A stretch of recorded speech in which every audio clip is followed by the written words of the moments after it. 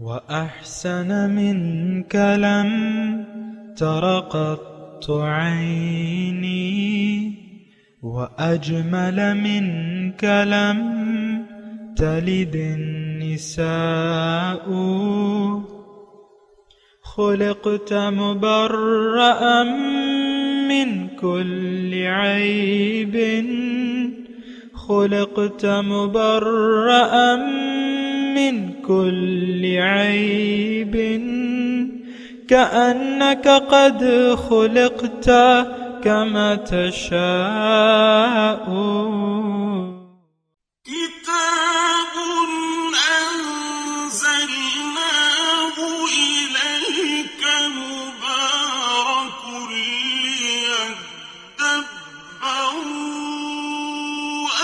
آياته وليتذكر أولو الألباب.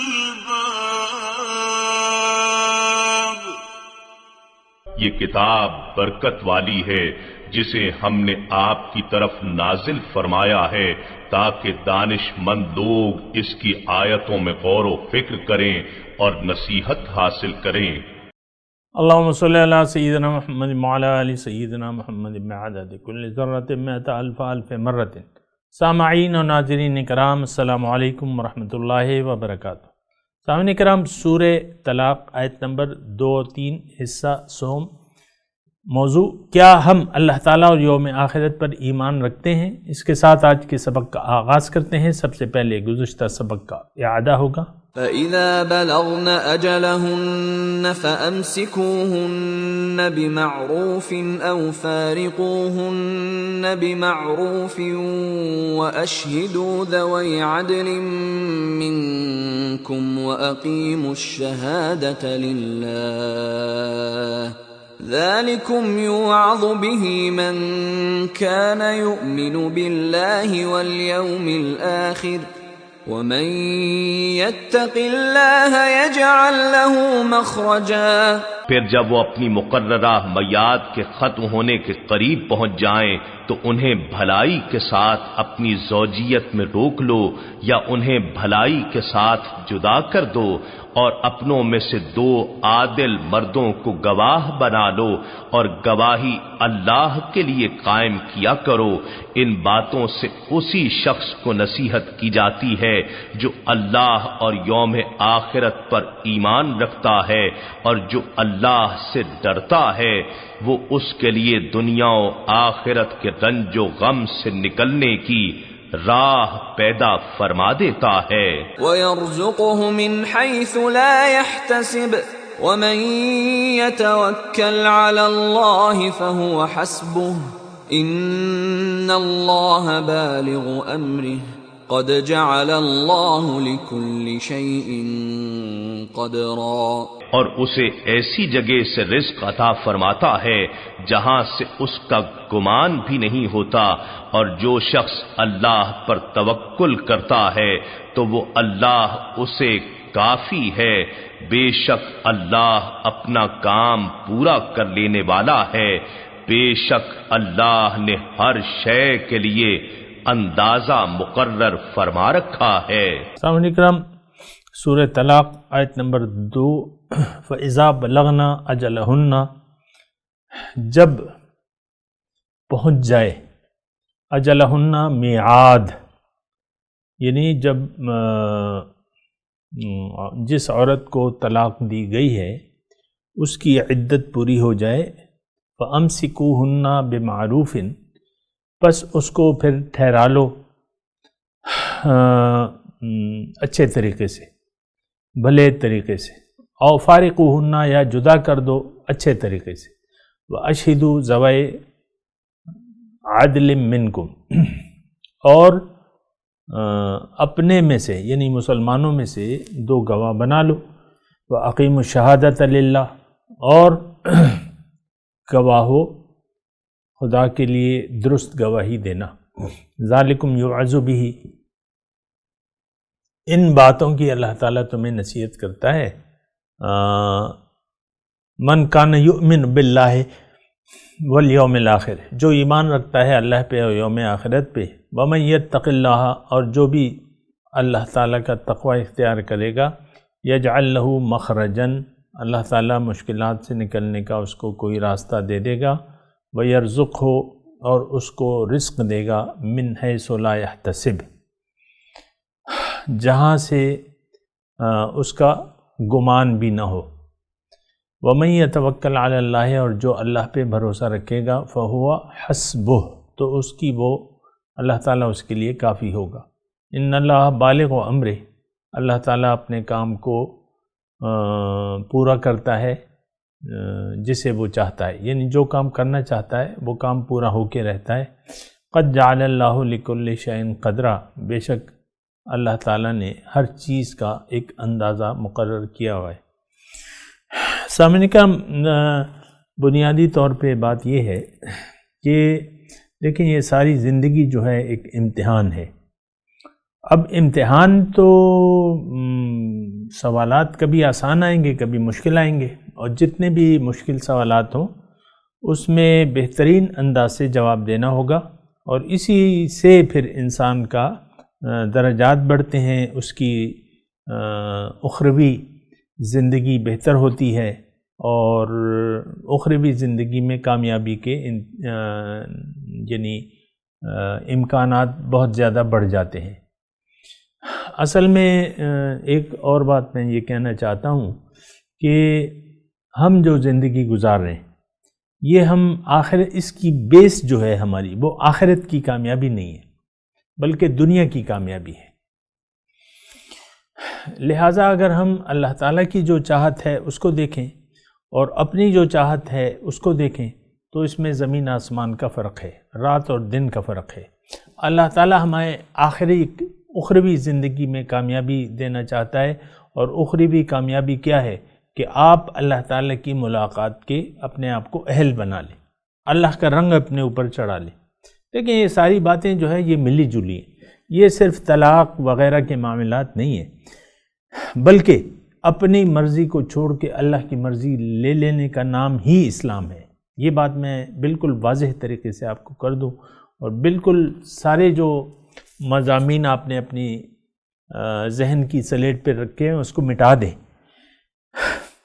زندگی کو فیس کریں حقیقت کے طور پہ، ایک حقیقی انداز سے آپ جینا سیکھ لیں، اللہ کے لیے جینا سیکھ لیں، اپنے لیے جینا سیکھ لیں۔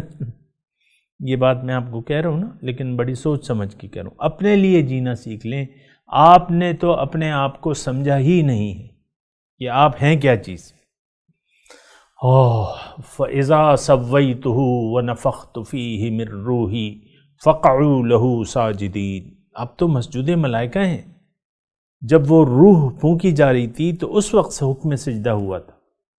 ظاہر کو، آپ کے ظاہر کو تو فرشتوں نے سجدہ نہیں کیا،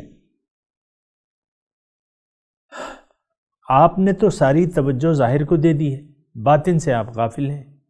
اگر یہ صورتحال ہے، اور بالکل ہے آج، تو یہ ایک بہت بڑی یعنی ناکامی کی وعید ہے۔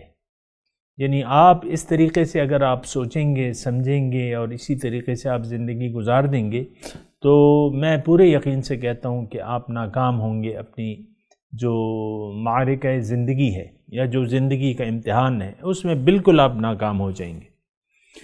دیکھیں ایک بات نوٹ کر لیں، تقاضا ہے ہم سے کامل بندگی کا۔ ادخلوا فی السلم کافہ، دین میں پورے کے پورے داخل ہو جاؤ۔ لا تتبعوا خطوات الشیطان، شیطان کے نقش قدم کی پیروی نہ کرو۔ تو یہ تقاضا ہے۔ اب یہ تقاضا خانگی معاملات میں بھی آتا ہے، یہ تقاضا کاروبار اور جو کاروباری زندگی آپ کی، کہیں آپ مال کما رہے ہوں گے، کہیں خرچ کر رہے ہوں گے، کہیں دوستانے بنا رہے ہوں گے، کہیں بغض کا معاملہ ہوگا، کسی سے پیار کریں گے، کسی سے پیار نہیں کریں گے، یہ سارے معاملات ہیں۔ اسلام، یہ بات نوٹ کر لیں، اسلام کسی ایک حکم کے پورا کرنے کا نام نہیں ہے۔ اسلام کیا ہے کہ آپ پوری جو آپ جو زندگی کا اختیار آپ نے دیا ہے، اللہ تعالیٰ نے جو آپ کو دیا ہے، یہ واپس اللہ تعالیٰ کو لوٹا دیں اور اللہ کی مرضی سے زندگی گزاریں اور اپنی مرضی چھوڑ دیں۔ اور یہ جو مضمون ہے کہ وَأَمَّا مَنْ خَافَ مَقَامَ رَبِّهِ وَنَهَى النَّفْسَ عَنِ الْهَوَى، دیکھیں میں کوشش کروں اللہ تعالیٰ کی توفیق اور امداد سے کہ آپ کو بالکل سچی باتیں بتاؤں اور جھوٹ سے میں پرہیز کروں۔ جھوٹ کیا ہے؟ جو اللہ تعالیٰ نے جو بیان کیا ہے اس کے علاوہ سب کچھ جھوٹ ہے، سب کچھ جھوٹ ہے۔ جو اللہ تعالیٰ نے بیان کیا ہے وہ سب سچا ہے، اللہ کے رسول نے جو ہمیں بتایا ہے وہ سب کچھ سچا ہے۔ اور زندگی کو آپ ایسا نہ سمجھیں کہ آپ نے ایک معاملے میں اللہ کی حکم کی پاسداری کر لی، دوسرے میں نہ کی، ایسی بات نہیں ہے۔ یہ تو اپنی خواہشات نفس کو روک لینے کا نام ہے۔ اور اگر میں اس بات کی تھوڑی سی وضاحت کروں حدیث رسول سے، اس کا حضور صلی اللہ علیہ وسلم فرماتے ہیں کہ الکیس من دان نفسہ وعمل لما بعد الموت، تم میں سے ہوشیار انسان وہ ہے جو اپنے نفس کو قابو میں کر لے، من دان نفسہ وعمل لما بعد الموت، اور عمل کرے اس زندگی کے لیے جو موت کے بعد ہوگی۔ اب یہاں اس حدیث میں یعنی حضور صلی اللہ علیہ وسلم فرما رہے ہیں، ان کے ارشاد کا مفہوم یہ ہے کہ ہوشیار ہے وہ انسان جو اپنے نفس کو روک لے، من دانا نفسہ وعمل لما بعد الموت، اور یہی جو ہے اچھا پھر وہ حدیث میں پوری کر لوں اس کا مفہوم۔ پھر حضور صلی اللہ علیہ وسلم فرماتے ہیں کہ والعاجز من اتبع ہوا وتمنى علی اللہ، اور بے وقوف ہے وہ شخص جو اپنی خواہشات کے مطابق زندگی گزارے اور اللہ پہ تمنا رکھ لے، باقی امیدیں اللہ پہ چھوڑ دے۔ تو ہم تو آج اگر یہی بالکل یہ ایسا ہی حضور صلی اللہ علیہ وسلم کی حدیث میں آپ کو سنا رہا ہوں، بالکل سچی بات ہے یہ۔ ہمارا عام طور پہ آپ دیکھ لیں کہ جو رویہ ہے زندگی گزارنے کا، وہ من چاہی زندگی گزارنا ہے۔ مرد ہو یا عورت، یہ سب چاہتے ہیں کہ ہم من چاہی زندگی گزاریں۔ عورت کا میں آپ کو کہتا رہتا ہوں، ظاہر ہے کہ وہ بھی ذمہ دار مخلوق ہے، اور کہ وہ دیکھیں یعنی یہ صرف عورت کا تذکرہ نہیں ہے، لیکن میں مثال کے طور پہ آپ کو، مرد ہو، شوہر ہو یا بیوی ہو، یہ سارے جو ہیں ہم سب لوگ من چاہی زندگی گزارنے پر زور دیتے ہیں، بلکہ ہمارا جو بنیادی ڈھانچہ ہے وہ یعنی زندگی گزارنے کا جو بنیاد ہے ہماری، وہ خواہشات نفس کا اتباع ہے۔ ہم خود بھی باطن سے نہ صرف غافل ہیں بلکہ غافل رہنا چاہتے ہیں۔ مجھے لوگ کہتے ہیں نا کہ ہمیں تو باطن میں کوئی گلیمر ہی نہیں نظر آتا، وہ میں نے آپ کو ایک بات بتائی تھی نا، کوئی چارم نہیں ہے، کوئی گلیمر نہیں ہے، کوئی اٹریکشن نہیں ہے۔ اٹریکشن تو مطلب یہ ہے کہ موجود تو ہے، لیکن انسان اگر سوچ سمجھ سے کام نہ لے تو اس کو باطن میں کوئی اٹریکشن نہیں نظر آتا۔ اگر یہ کسی کی بات نہ سنے، لیکن اٹریکشن آپ کو تب نظر آئے گا کہ آپ سوچ اور سمجھ سے کام لیں، دماغ سے کام لیں، اپنے ارد گرد کے ماحول کو دیکھیں۔ مشرق سے ابھرتے ہوئے سورج کو ذرا دیکھ، کھول آنکھ زمیں دیکھ، وہ پورا مجھے شعر یاد نہیں ہے، لیکن اس طرح کھول آنکھ، فضا دیکھ، زمیں دیکھ، آسمان دیکھ، اس طرح ہے شعر۔ اور مشرق سے ابھرتے ہوئے سورج کو ذرا دیکھ۔ دیکھیں ہم جس ماحول میں ہم رہ رہے، ایک بات ذرا نوٹ کر لیں، یہ ماحول جو ہے اس کے ہم یوز ٹو ہو چکے ہیں، اور پھر جو ہے کچھ اور سوچنے سمجھنے کے لیے جس طرح ایک کتا ہوتا ہے، کتا یا کوئی بھی جانور، اب یہ ہے نا کہ وہ تو فطرت پہ مجبور ہے، ان کی نہ عقل ہے، نہ سوچ ہے، نہ سمجھ ہے، تو اس کو تو اور کچھ سوچتے ہی نہیں ہے۔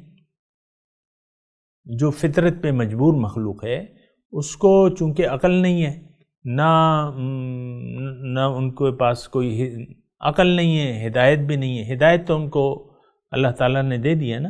لیکن میں کہہ رہا ہوں کہ ایک کتا ہے، گدھا ہے، تو گدھا جو ہے اگر اس پہ آپ کتابوں کا بوجھ لاد دیں تو اس پہ کیا فرق پڑے گا؟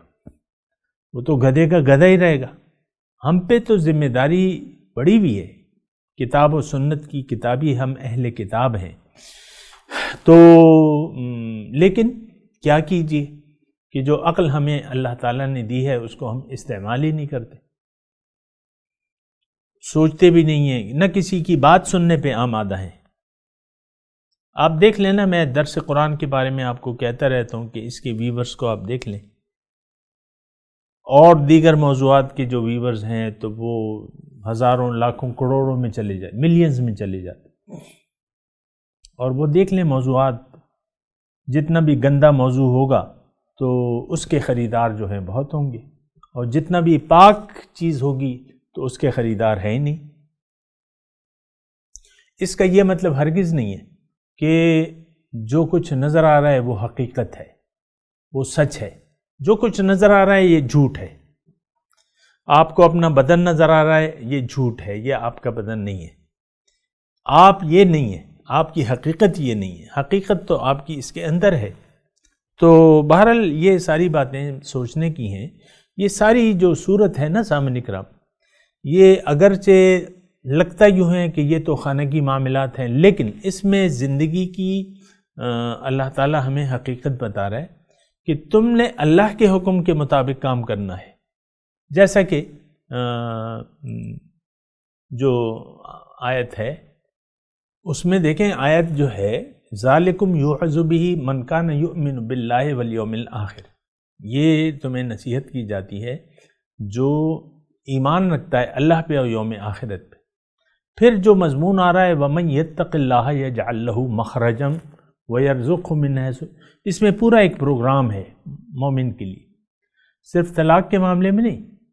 تقوی جو ہے وہ تو بنیادی مطالبہ ہے. اتقوا اللہ یا ایہا الذین آمنوا اتقوا اللہ، اے ایمان والو، اے زبانی دعویٰ کرنے والو، اللہ کا تقوی اختیار کر لو. حق تقاتہ، جیسا کہ حق ہے. اب یہ بنیادی طور پہ ہمیں کرنا کیا ہے کہ تقوی کے جتنا بھی ہم حق ادا کر سکتے ہیں اس کا حق ادا کریں. یہ ڈیمانڈ ہے، مطالبہ ہے، حکم ہے. تو یہ ایک نصیحت ہے، قرآن بھی ایک نصیحت ہے، یہ تمام احکامات جو ہیں ایک نصیحت ہے. اس میں بنیادی مضمون یہ ہے، اس سورہ مبارکہ، سورہ جو طلاق ہم پڑھ رہے ہیں، اس میں ظاہری طور پہ تو خاندانی جو احکامات ہیں، نزاع کے وقت طلاق کی نوبت آ جاتی ہے تو اس کے احکامات ہیں، لیکن اس کے پس پش جو ہے اللہ تعالیٰ ایک ہمیں یعنی مومنوں کو، یعنی مجھے اور آپ کو زندگی کی ایک بنیاد عطا فرما رہے کہ بھئی اللہ پر ایمان اور آخرت پر ایمان یہ لازمی ہونا چاہیے. یہ نہ ہو تو تمہیں تو پھر اس کا خیال ہی نہیں ہوگا. جیسا کہ آج یعنی اگر یوم آخرت اور اللہ پر ایمان نہ ہو تو پھر ایک بات تو بالکل میں آپ کو کہہ رہا ہوں کہ آپ کو تقوی کی ضرورت ہی نہیں ہوگی. آپ متقی ہونے کے بارے میں سوچ بھی نہیں سکتے. آپ ڈرتے ہوں گے، متقی بننے سے آپ ڈرتے ہوں گے. اس میں ڈرنے کی کیا بات ہے؟ تو ڈرنا یہ ہے کہ آپ سے، یعنی ڈر کس بات کا ہے کہ آپ سے وہ شخصی آزادی جو اللہ تعالیٰ نے آپ کو دی ہے وہ آپ کو بہت پسند ہے. وہ آپ کو پسند ہے، آپ آزاد رہنا چاہتے ہیں. آپ دیکھ لیں، یعنی ہماری قومی زندگی کو دیکھ لیں، ہم اللہ کے احکامات کے پابند نہیں ہونا چاہتے. ہم رسول کی دعوت کو نہ سننا چاہتے ہیں، نہ سنتے ہیں، نہ سننا چاہتے ہیں. اللہ کو مانتے ہیں لیکن اللہ کی ماننے کے لیے تیار نہیں ہیں. یہ قومی معاشرہ، یہ امت مسلمہ اور یہ تمام دنیا جو ہے. تو بہرحال دیکھیں، یہ سورت جو ہے یہ بہت، میں آپ کو کہہ رہا ہوں نا کہ اس میں ہماری زندگی کی بنیاد اللہ تعالیٰ فرما رہے ہیں کہ بھئی ایک تو ایمان تمہارا ہونا چاہیے. ذالکم یوعظ بہ من کان یؤمن باللہ والیوم الآخر. یہ نصیحت ہے اس شخص کے لیے جو کہ اللہ پر ایمان رکھتا ہے اور یوم آخرت پر ایمان رکھتا ہے اور یہ متقی ہے. یہاں یعنی جملے میں یعنی تقوی کا صفت جو ہے وہ محذوف ہے، چھپی ہوئی ہے، یعنی جو اللہ پر ایمان رکھے گا اور یوم آخرت پر.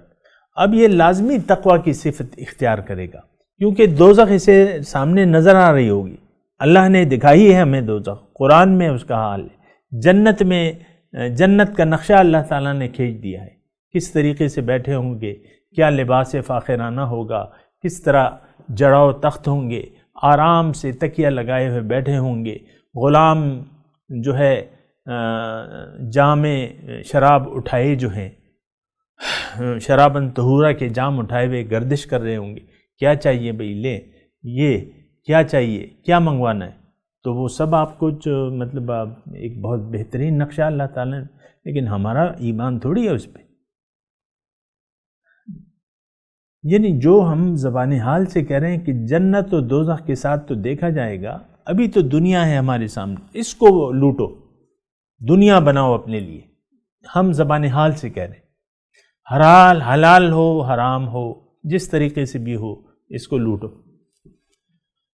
تو اگر یہ بات ہے تو اس طریقے سے یعنی اگر دیکھیں بنیادی طور پہ یہ تقوی جو ہے جو کہ مطلوب ہے یہ تو ایک یقین سے پیدا ہوتا ہے.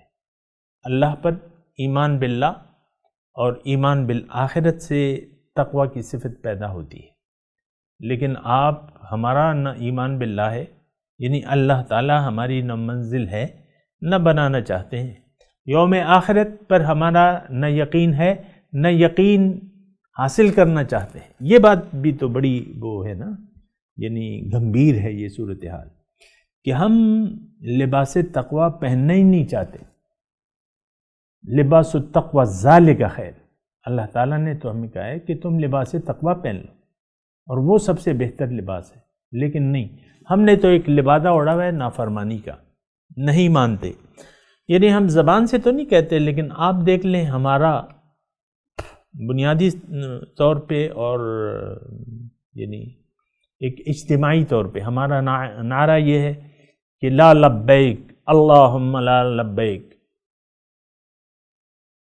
اے اللہ تعالیٰ ہم تجھے لبیک کہنے کے لیے تیار نہیں ہیں. عمرے اور حج کے لیے تو آپ جاتے ہیں تو وہاں تو نعرے بلند کرتے ہیں، لیکن وہ سارے نعرے جو ہیں وہ زبانی ہیں. عملی طور پہ تو ہم نعرہ لبیک نہیں بلند کر رہے، نہ کرنا چاہتے ہیں. لا لبیک اللہم لا لبیک. اللہ تعالیٰ نے ایک دعوت بھجوائی ہے اپنی طرف. تمام رسولان کرام جو ہیں وہ اللہ کی طرف دعوت دینے والے ہیں.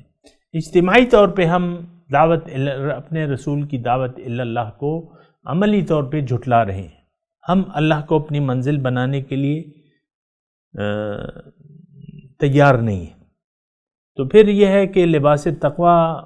اب دیکھیں یہ میں آپ کو جو طلاق کے مضامین آ رہے ہیں، یہ جو جس طریقے سے اللہ تعالیٰ ہمیں بیان کر رہا ہے، کیا یہ ہمارے ذہن میں ہیں عوام کے کہ بھئی یہ بہت سوچ سمجھ کے دی جانی چاہیے، اس میں طہور کا خیال رکھنا چاہیے، اس میں عدت کی مقدار جو ہے یعنی اس کو گن گن کے رکھنا چاہیے، اس کے لحاظ سے وہ طلاق دینی چاہیے. فَطَلِّقُوهُنَّ لِعِدَّتِهِنَّ وَاحْصُوا الْعِدَّةَ. اذا طلقتم النساء فطلقوهن لعدتهن. اے مومنو، تم اگر عورتوں کو طلاق دو تو ان کو طلاق عدت کے حساب سے دو. ہمارا کیا ہے آپ دیکھ لیں، ہمارا کیا حساب ہے. یہ تو ہم نے بڑی بے شرمی سے جو ہے اللہ تعالیٰ کے احکامات کو نظر انداز کر کے زندگی گزار رہے ہیں.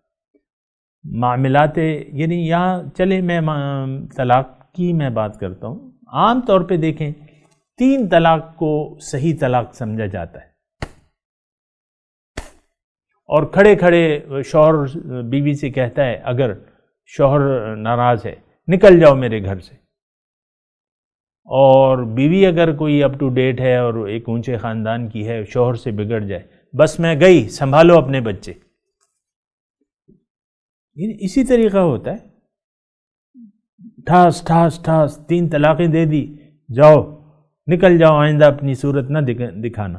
یہ شوہر صاحب جو ہیں جو خدا بنے بیٹھے ہیں تو وہ اس طریقے سے کرتے ہیں، اور پھر بعد میں جب ان کو ہوش آتا ہے تو پھر فتووں کے پیچھے پھرتے ہیں. اور یہ بات نوٹ کر لیں کہ 4 امام متفق ہیں اس بات پہ کہ 3 طلاق جو ہے وہ واقع ہو جاتی ہے اکٹھی.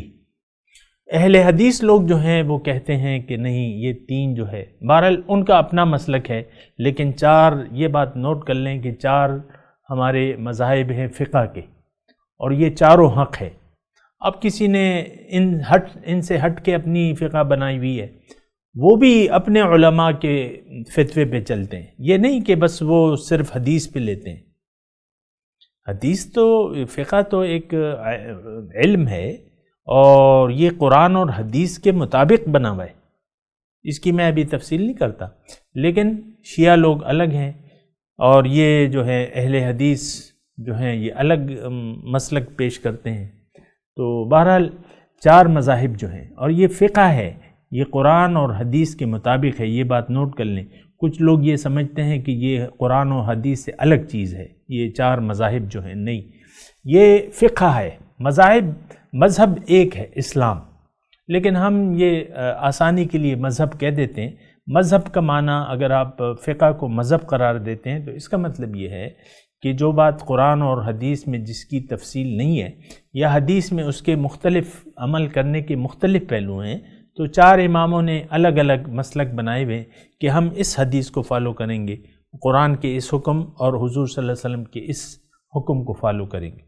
ظاہر ہے کہ اس میں پھر اختلاف آ جاتا ہے، لیکن اختلاف جو ہے حق ہے.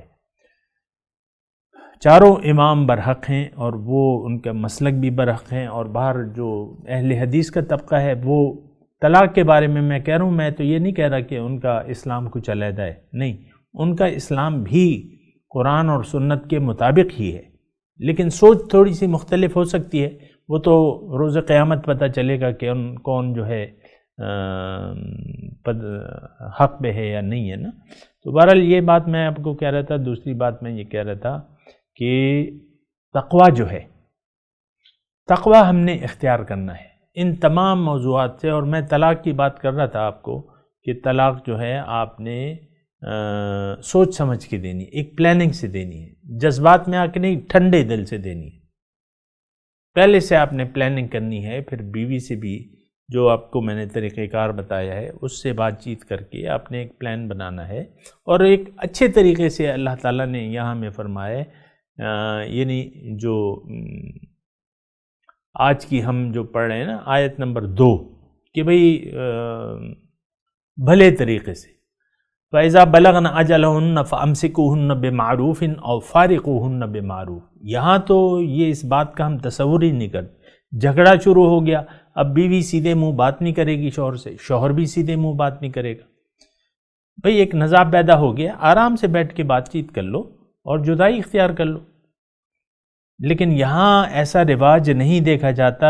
یعنی اس کی وجہ کیا ہے کہ ایمان باللہ نہیں ہے، ایمان بالآخرت نہیں ہے. میں تلاوت کرتا ہوں، میرے ساتھ دہرائیے. اعوذ باللہ من الشیطان الرجیم، بسم اللہ الرحمن الرحیم. فَإِذَا بَلَغْنَ أَجَلَهُنَّ فَأَمْسِكُوهُنَّ بِمَعْرُوفٍ أَوْ فَارِقُوهُنَّ بِمَعْرُوفٍ وَأَشْهِدُوا ذَوَيْ عَدْلٍ مِّنْكُمْ وَأَقِيمُوا الشَّهَادَةَ لِلَّهِ ذَلِكُمْ يُوعَظُ بِهِ مَنْ كَانَ يُؤْمِنُ بِاللَّهِ وَالْيَوْمِ الْآخِرِ وَمَن يَتَّقِ اللَّهَ يَجْعَل لَّهُ مَخْرَجًا وَيَرْزُقْهُ مِنْ حَيْثُ لَا يَحْتَسِبُ وَمَن يَتَوَكَّلْ عَلَى اللَّهِ فَهُوَ حَسْبُهُ إِنَّ اللَّهَ بَالِغُ أَمْرِهِ قَدْ جَعَلَ اللَّهُ لِكُلِّ شَيْءٍ قَدْرًا. अब इन आयत की तिलावत और तर्जुमा। فإذا بلغن أجلهن فأمسكوهن بمعروف أو فارقوهن بمعروف وأشهدوا ذوي عدل منكم وأقيموا الشهادة لله ذلكم يوعظ به من كان يؤمن بالله واليوم الآخر ومن يتق الله يجعل له مخرجا. Once they have reached their term, either retain them honorably or separate from them honorably, and call to witness two just people from among you, and give upright testimony for God. By that is exhorted whoever believes in God and the last day, and whoever fears God. He will make a way out for him. وَيَرْزُقَهُ مِنْ حَيْثُ لَا يَحْتَسِبُ وَمَنْ يَتَوَكَّلْ عَلَى اللَّهِ فَهُوَ حَسْبُهُ إِنَّ اللَّهَ بالغ أمره قد جعل الله لكل شيء قدرا. And will provide for him from where he never expected. Whoever relies on God, he will suffice him. God will accomplish his purpose. God has set a measure to all things. इसके साथ ही आज के दर्स का वक्त इख्तिताम को पहुँचा। इंशाअल्लाह अगले दर्स में मुलाकात होगी। व आखिरु दावाना अनिल हम्दुलिल्लाहि रब्बिल आलमीन। वस्सलामु अलैकुम व रहमतुल्लाहि व बरकातुहू।